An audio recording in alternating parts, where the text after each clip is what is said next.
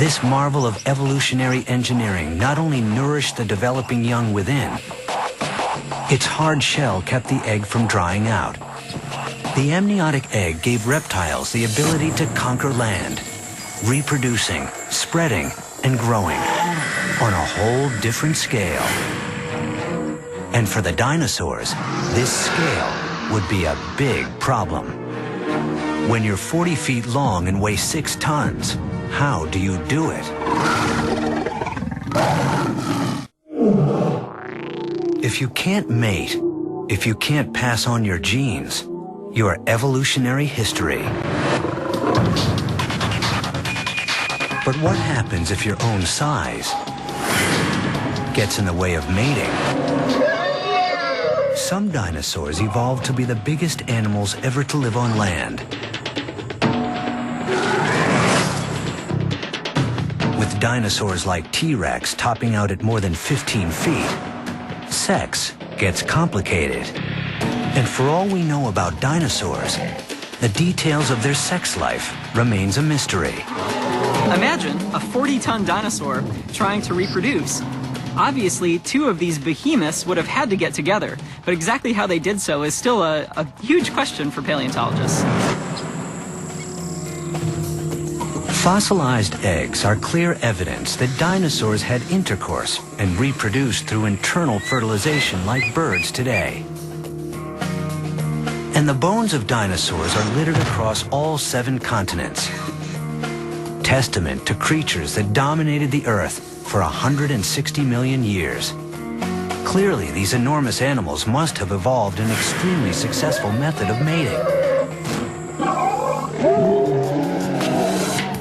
Paleontologist Ken Carpenter has puzzled for years over the mystery of dinosaur reproduction. It's a whole process of trying to understand what dinosaurs were like as living animals. They had to have been able to reproduce in order to be so successful for over 200 million years. How did the males and females get together? What made Carpenter's investigation difficult was that all he had was bones. No reproductive organs have survived the fossil record. To discover what dinosaur sex might have been like, Carpenter turned to a creative mix of comparative anatomy, physics, and deduction, starting with the dinosaur's reptile cousin, the crocodile. Male crocodiles have unique sex organs, not like the claspers of the shark, but not a penis as we humans know it either. Unlike humans, dogs, cats, they don't have this very long organ that sticks out all the time. It's actually a much smaller organ that's kept inside the body. Most of the time, the male's genitalia is kept inside a slit on his underbelly called the cloaca. During sex, however, muscles inside the cloaca contract, averting the animal's penis. Just 3 inches long in the 12-foot crocodile, the male must insert this tool into the female's cloaca to deposit his sperm. For creatures the size of dinosaurs, that would be like trying to stick a key in a lock by moving the whole building. Was it possible? To find the answer to that question, Carpenter turned to another present-day creature, one that shares the dinosaur's problem of how to fertilize an internal egg despite its enormous size. The elephant. To reproduce, the male elephant rears up and leans on the female. But doing so puts a huge amount of weight on her back. Over time, this pressure causes permanent damage, creating small fractures in the female's backbones. If dinosaur sex took the same form, Carpenter should find similar fractures in their fossils. This vertebrae here comes from a duck-billed dinosaur. Possibly this breakage was due to the male climbing on top of a female during sex. Well, maybe, but we'd have to know what gender this vertebrae is.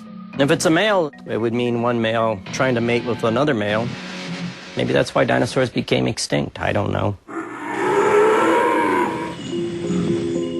But the elephant-like rear mount posed a more fundamental problem. The male would have climbed up, put his weight on her back. Could her bones have supported it? Elephants weigh up to 7 tons. But some dinosaurs weighed as much as 25 tons.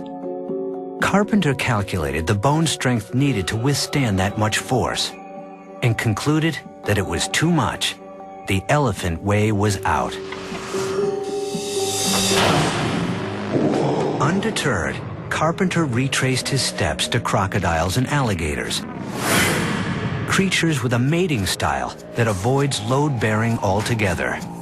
They've got the water to suspend them. It's almost like being in space. The male and females can basically rotate together. The male can stick his penis into the female's cloaca and interject sperm. So could dinosaurs have had sex underwater? Carpenter consulted the charts. There were no huge bodies of water, except in a very few places, which would mean then that dinosaurs would have to traipse for sometimes literally thousands of miles in order to have sex. That's an awful lot of work just for sex. Another dead end. Birds were next. They are the direct descendants of dinosaurs, and they lay eggs like dinosaurs. Could they copulate the same way?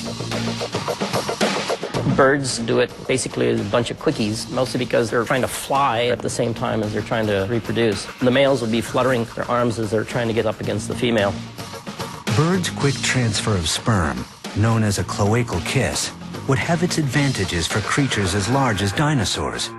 But again, there are problems. Most dinosaurs don't have wings. And just as importantly, how could they do it with their massive armor in the way? The dinosaur's bony tail is heavy and rigid and not easily moved. The normal procedures of comparative anatomy had left Carpenter with a trail of false leads. Racking his brain for any idea that might work, Carpenter found one, right at his feet. The household cat. And while cats are no more like dinosaurs than dogs are like lizards, Carpenter believes the cat's way would work for T-Rex. If the female lowers herself much like a cat, raises her rear end up, the tail would certainly go up in the air and would expose her sex organ to the male. And the male can then climb up there and grab her on her neck, and then they can go at it. In the feline position, with the female's head lowered and tail lifted, the problem of the male's enormous weight would be lifted off the female's back. At the same time, the position would allow easy access for the male. Carpenter's theory is the first to offer a workable answer to the mystery of dinosaur sex, and the first to explain how dinosaurs were able to reproduce their way into history as the unrivaled rulers of Earth for 160 million years. Dinosaurs were the largest animals to mate on land. Insects are some of the smallest. And in their tiny world, sex is a war story that's been going on for millions of years, with its own villains and heroes. You know, when it comes to looking at reproductive biology, you've got to say that cockroaches are a superstar.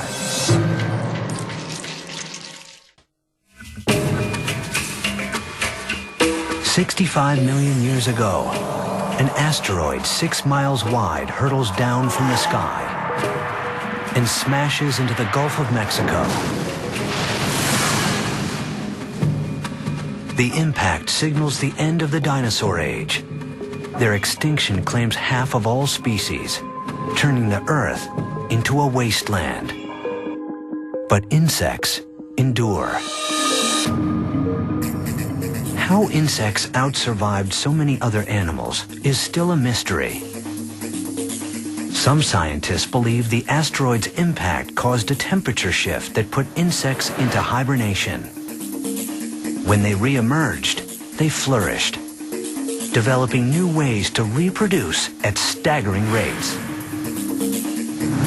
But in the insect world, sex is more than just reproducing.